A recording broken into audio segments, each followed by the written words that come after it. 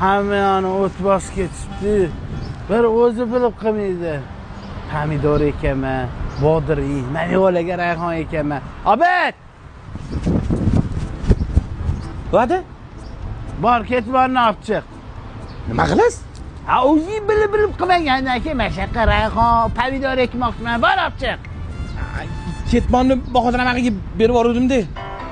Mana asbobimni nima berasan? Pulingni olganda keyin bergin. Bor, olib chiqdimmi? Hop, ada.